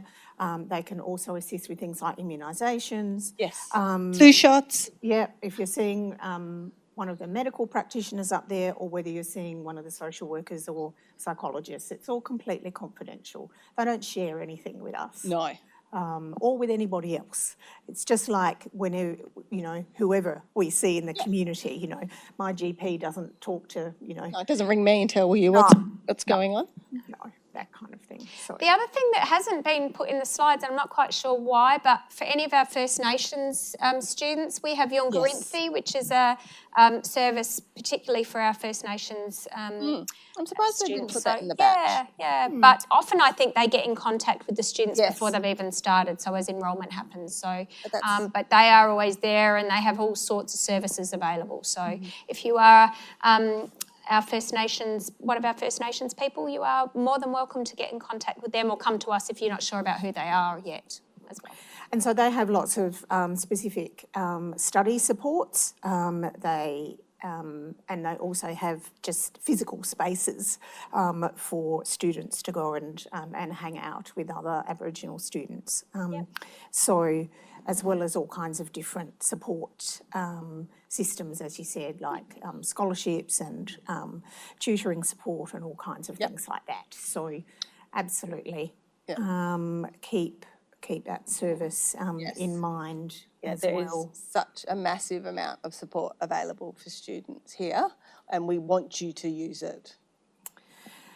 This just has a couple of photos from up at the main hub. If you haven't been up there before, this is, there's lots of different activities planned. I'm sure if you've looked at the O Week opportunities online on the Flinders website, you'll see that there's lots of different.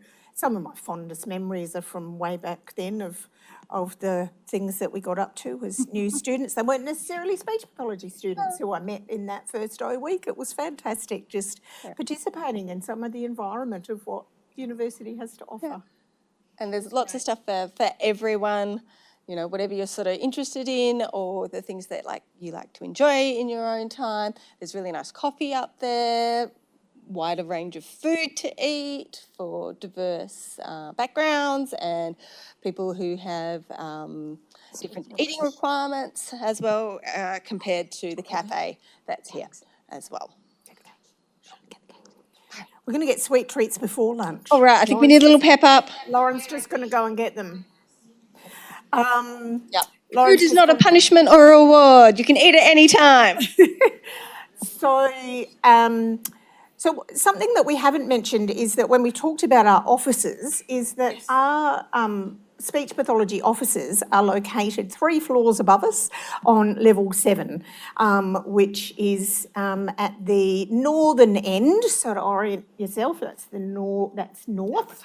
At the northern end of the level 7 corridor. So if you went up these steps here, you would find yourself on level 5, and then there's an exit immediately where you can get outside. That's where we're encouraging you to perhaps get some fresh air whilst you're eating your lunch. If you brought something with you, obviously that's excellent. If you need somewhere to buy, you can either go on a walk all the way up to the hub and then come back again for 12:30 when we're getting back together again. Or the closest option is the Market Cafe, which is literally almost just at the end of this corridor out this door. Just a reminder that any conveniences, the bathrooms are just, the closest ones are just around to the right. So what's happening this afternoon is that, so when we get back together, we'll meet in the lobby on level 5. Just up the stairs.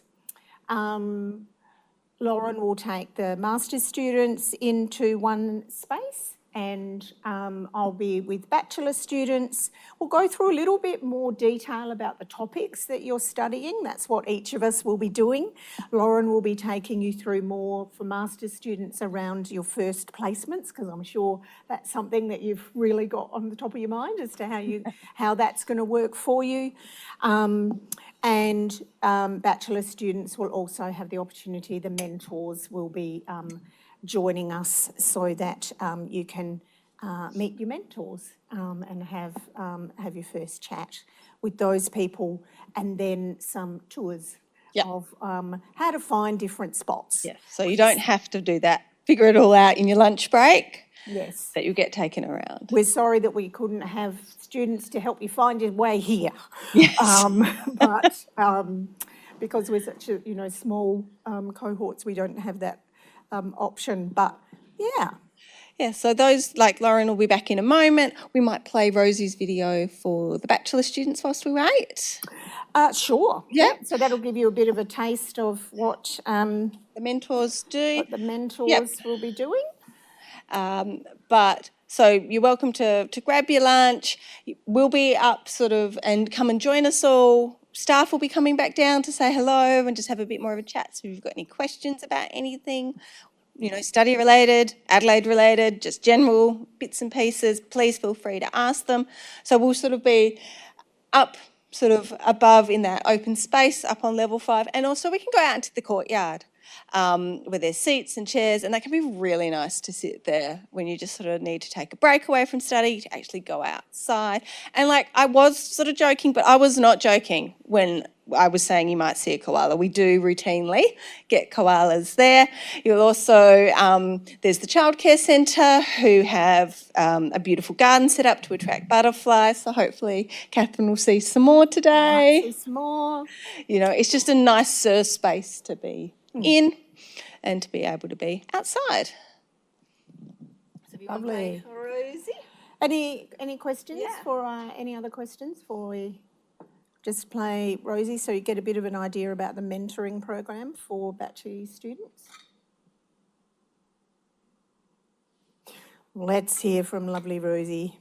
Hi, I'm Rosie and I'm one of the peer mentors for this year. Firstly, I wanted to say sorry that I'm not actually here in person. So hello, you get a video hello from me instead.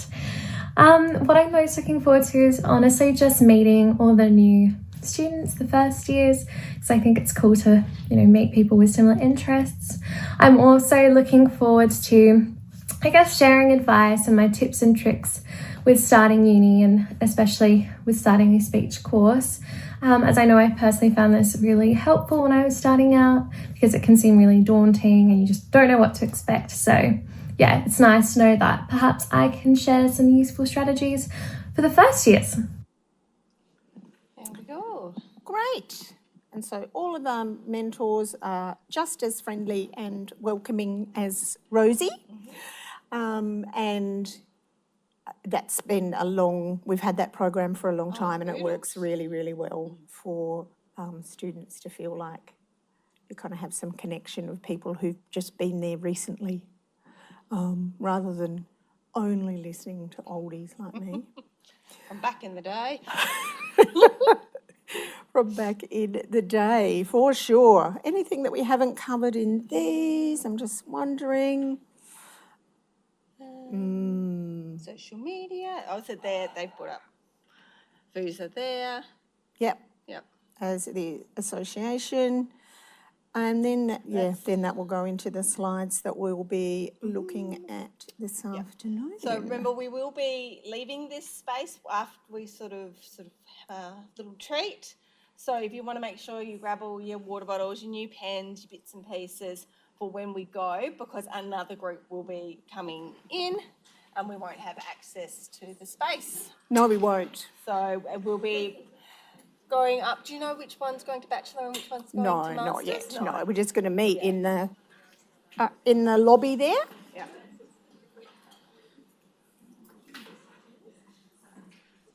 Sure, she'll be back any second. I think I'll turn off our recording.